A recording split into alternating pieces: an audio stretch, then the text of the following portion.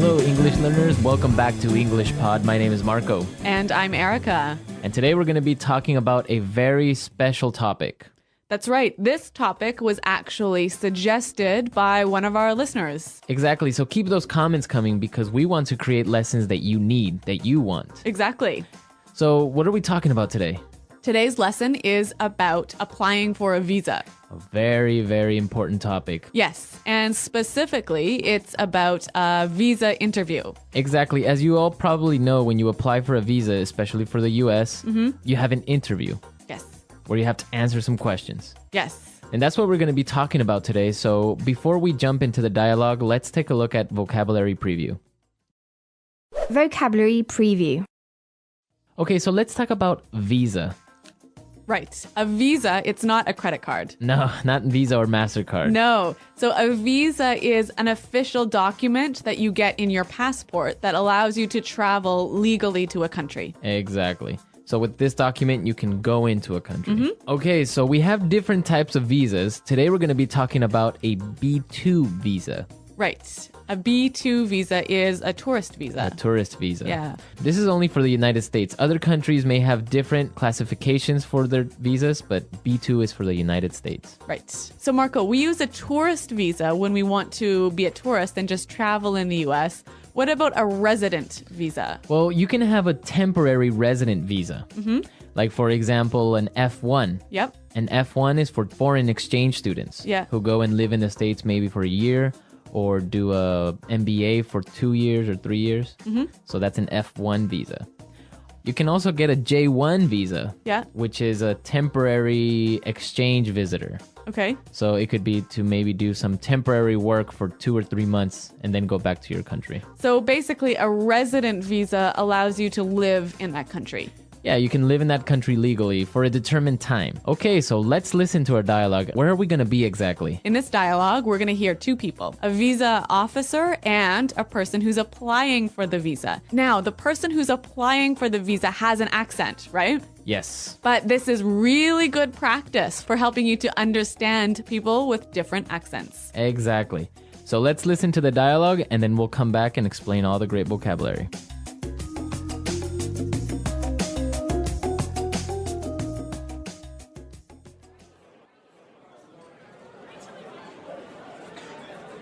So you're applying for a B2 visa. Where's your final destination and what's the purpose of your trip to the United States? I'm going to visit my brother. He's just had a baby.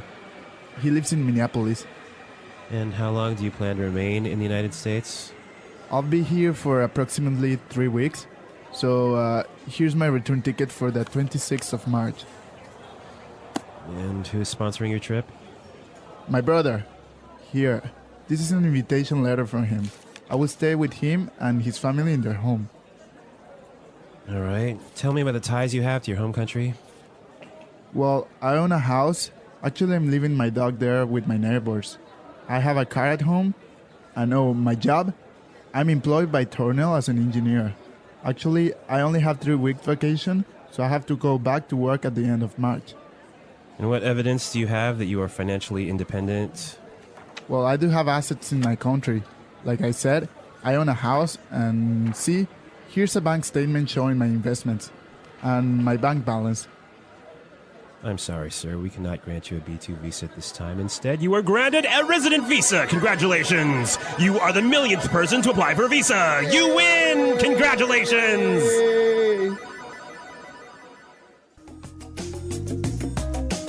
All right, what a lucky guy. He applied for a tourist visa and now he's getting a resident visa. Yeah, that's great. But does this really happen, No. Marco? No, that would never happen at a consulate. Okay, well, we can dream that this might happen for us. Yeah, exactly. All right, let's take a look at the words in language takeaway today. Language takeaway. All right, on language takeaway, we have sponsoring. Sponsoring. Sponsoring.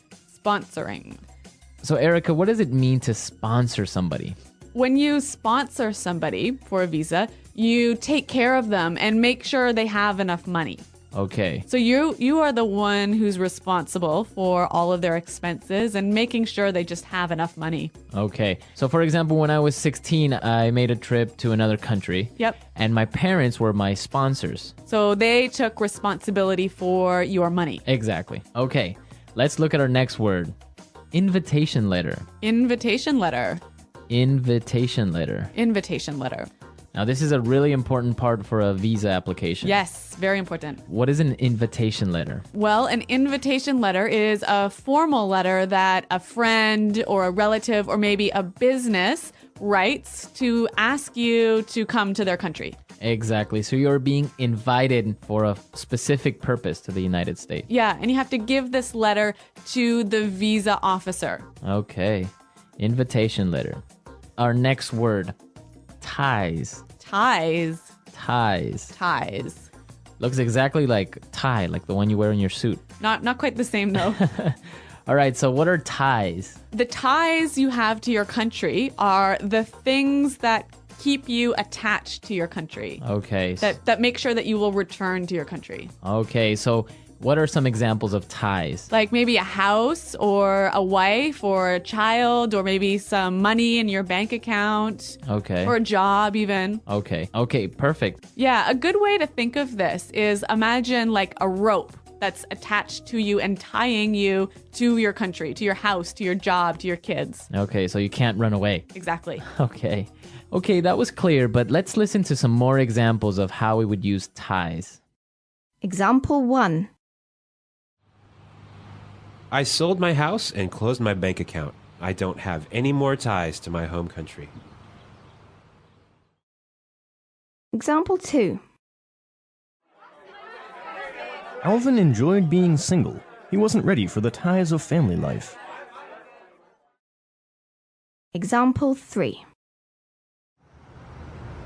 Diplomatic relations have improved, and the ties between the two countries are stronger. All right, it's clear now. Mm-hmm. Let's look at our next word. Financially independent. Financially independent. Financially independent. Financially independent. So that means that you don't need anyone. That you have enough money. You have enough money for yourself. Right. So you don't have to ask your parents to pay for your ticket or pay for your food or whatever. Okay. And our last word for today. Assets. Assets. Assets. Assets. Okay, so your assets are kind of like your ties. Right. There are things of value that you own, things that are expensive that you own in your home country. So it would be a house, Yep. a car, Yep. Maybe stocks stocks, or investments. Okay, so all of those things are your assets. Okay, so we've seen a lot of great words, and I think it's time for us to listen to our dialogue again. We're going to slow it down for you. Yeah, this will help you understand it a little bit better.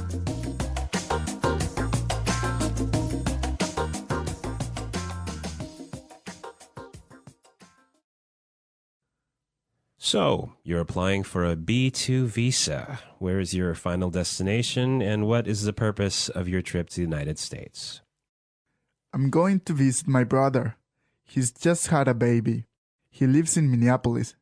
And how long do you plan to remain in the United States? I'll be here for approximately 3 weeks. See, here's my return ticket for the 26th of March. And who is sponsoring your trip? My brother. Here. This is an invitation letter from him. I'll stay with him and his family in their home. All right. Tell me about the ties you have to your home country. Well, I own a house. Actually, I'm leaving my dog there with my neighbors. I have a car at home and my job. I'm employed by Tornell as an engineer. Actually, I only have 3 weeks vacation, so I have to go back to work at the end of March. And what evidence do you have that you are financially independent? Well, I do have assets in my country. Like I said, I own a house. And see, here's a bank statement showing my investments and my bank balance. I'm sorry, sir. We cannot grant you a B2 visa at this time. Instead, You are granted a resident visa. Congratulations! You are the millionth person to apply for a visa. You win! Congratulations! Yay!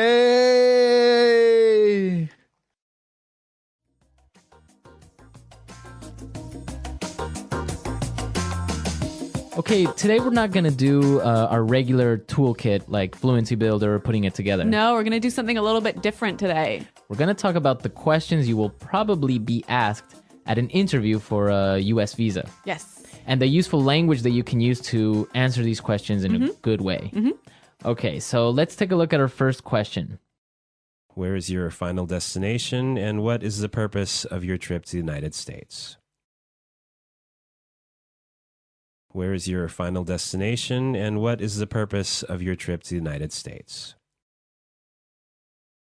So this is probably going to be the first question the interviewer is going to ask you. Yeah, so Marco, I know you have a lot of experience with U.S. visas. How should we answer this question? Well, it depends on what you're doing, right? Right. So if you're a tourist, you would say, I'm going on vacation to New York or anywhere. Also, if you're visiting a family member, like in our dialogue, you would say, oh, I'm going to visit my sister or my brother or my cousin. If you're applying for a business visa, then you would say, oh, I'm going to visit a company or etc. Right. So you just have to say why you are going to the States. Now, is it important to be really specific? Yeah, the more specific you are, it's probably better. So if you can name the state and the city where you're going, it's much better. Okay. All right. Well, let's listen to our next question.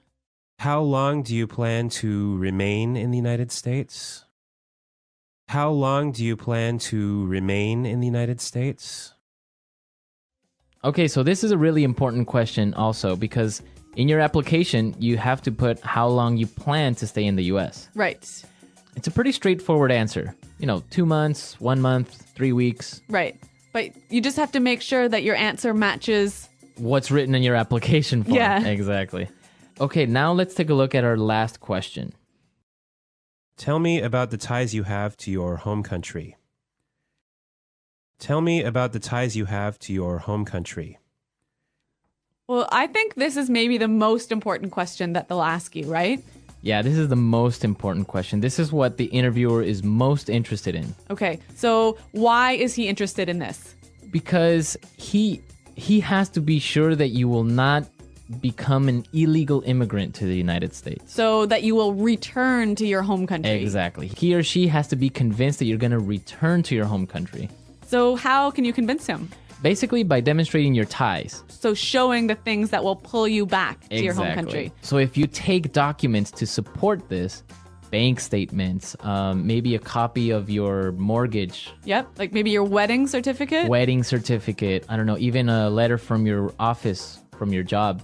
So that shows that you have to return to your work. The more things you bring, the better, even though the interviewer might not ask for the documents. Okay, it's better to be safe, right? Exactly. So come with a huge file full of things. Exactly. Yeah. I've had friends who've arrived to the embassy with a huge file of documents and weren't asked to show any of the documents. All right. But other interviewers will maybe ask for it. Okay, so now let's listen to the dialogue again. And you'll hear how our traveler answers these questions.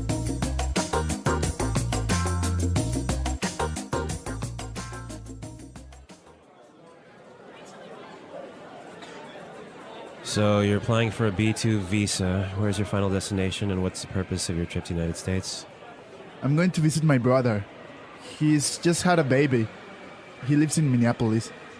And how long do you plan to remain in the United States? I'll be here for approximately 3 weeks. So here's my return ticket for the 26th of March. And who's sponsoring your trip? My brother. Here. This is an invitation letter from him. I will stay with him and his family in their home. All right. Tell me about the ties you have to your home country. Well, I own a house. Actually, I'm leaving my dog there with my neighbors. I have a car at home. And my job? I'm employed by Tornell as an engineer. Actually, I only have 3 weeks vacation, so I have to go back to work at the end of March. And what evidence do you have that you are financially independent? Well, I do have assets in my country. Like I said, I own a house, and see, here's a bank statement showing my investments and my bank balance. I'm sorry, sir. We cannot grant you a B2 visa at this time. Instead, you are granted a resident visa. Congratulations. You are the millionth person to apply for a visa. You win. Congratulations. Yay!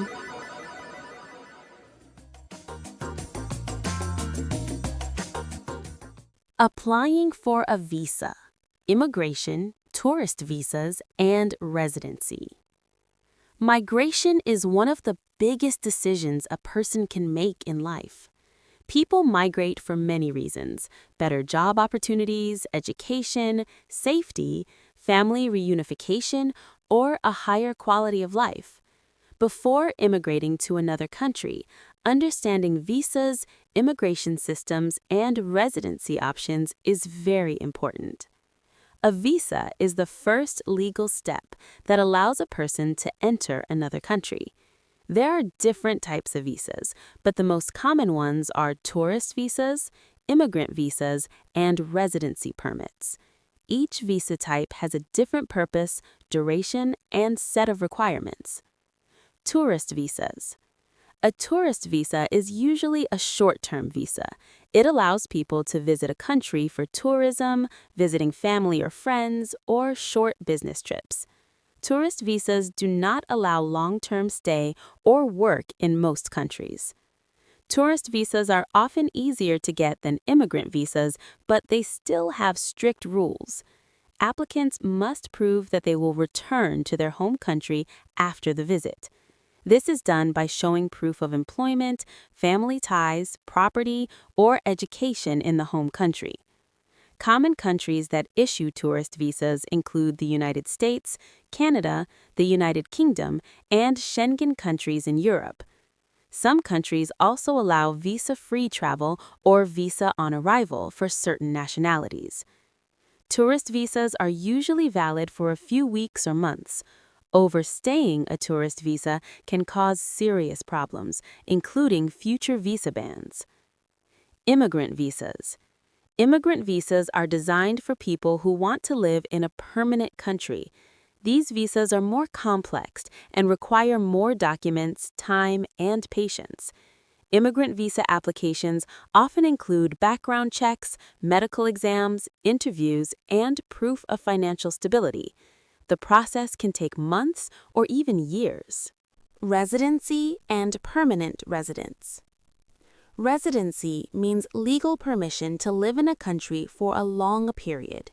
Some countries offer temporary residence, while others offer permanent residence.